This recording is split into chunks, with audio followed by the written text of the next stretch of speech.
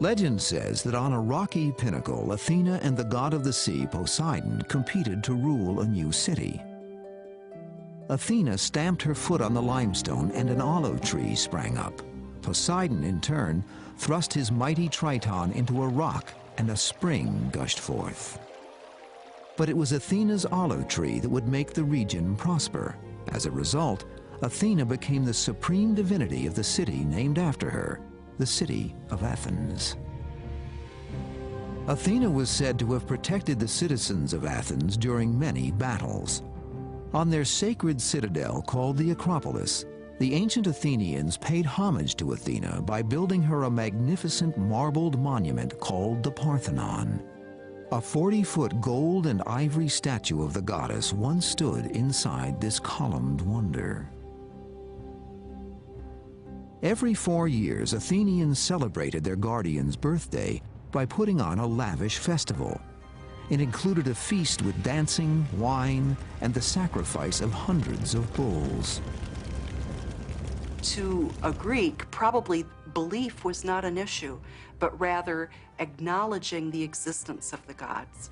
And they did this by performing sacrifices, by making prayers to the deity, by singing songs to them, by walking in processions, by going about the very activities that signified acceptance of the deity's role in their life.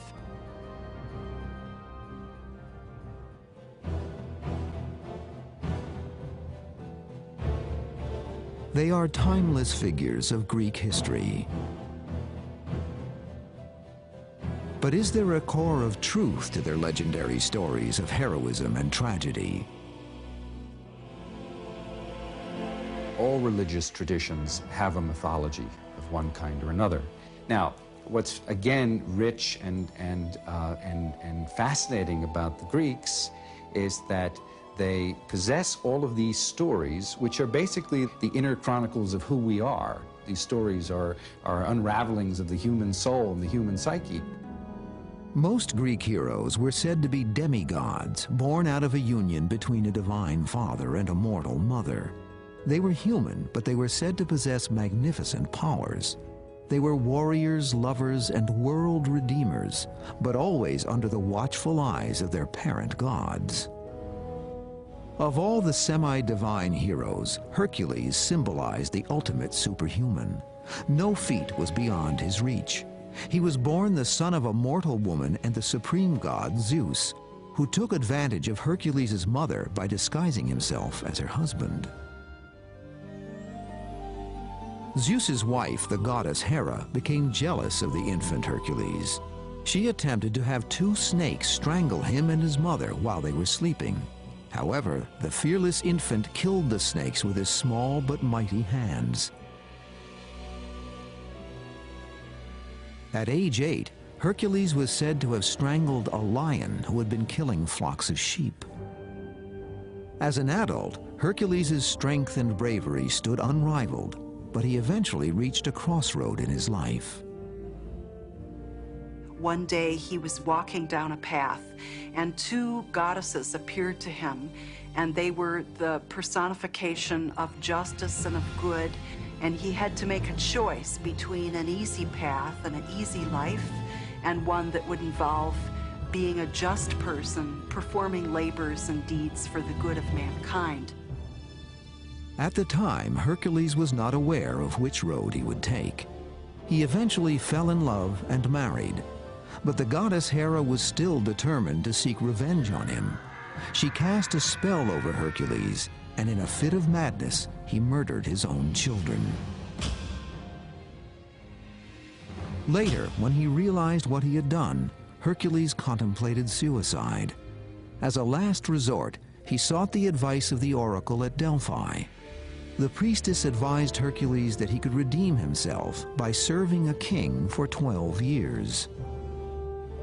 The king instructed Hercules to embark on a series of tasks. If he could complete them, he would be elevated to the status of god and allowed to join the other divinities on Mount Olympus.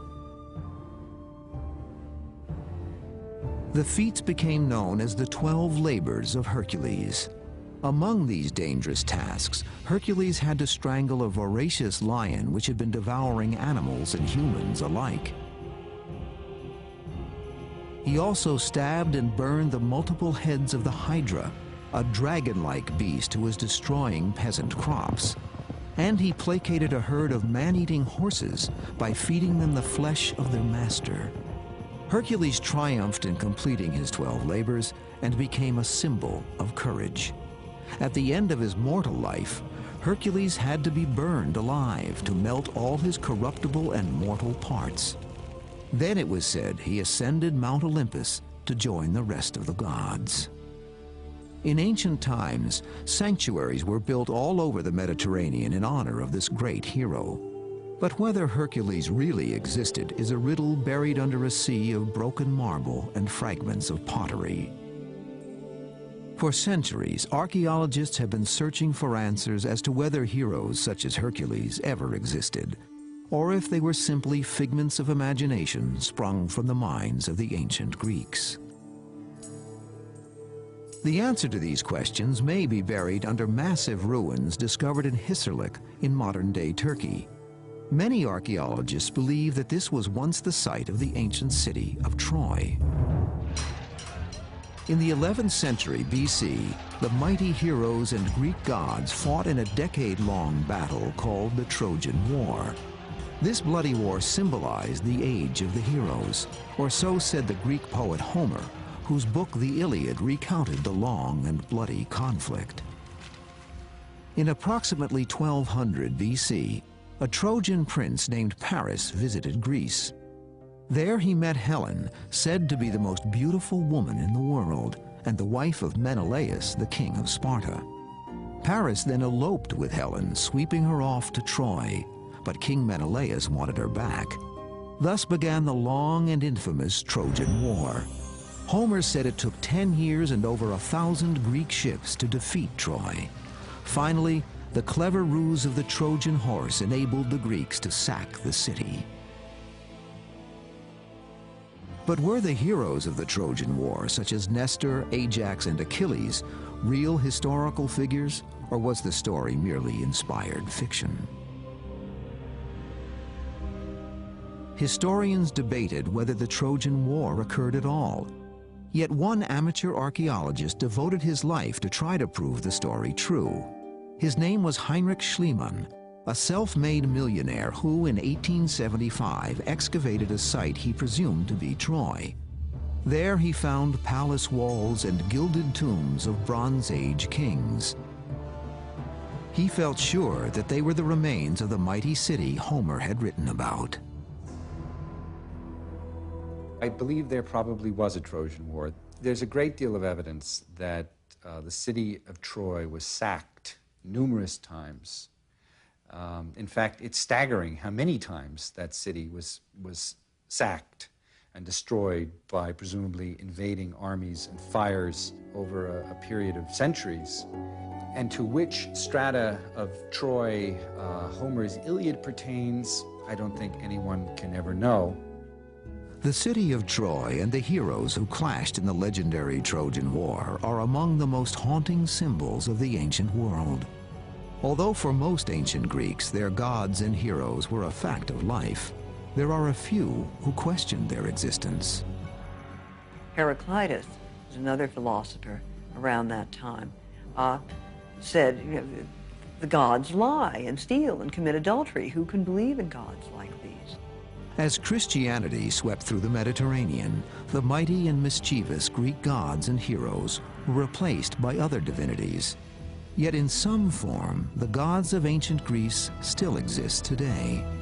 The gods continue to exist in one sense, that we're still talking about them, we read about them, we hear about them. Particularly in Greece and Italy, we can find cults of various saints within Christianity that seem to be rooted in the very same ancient places where there used to be worship of ancient deities.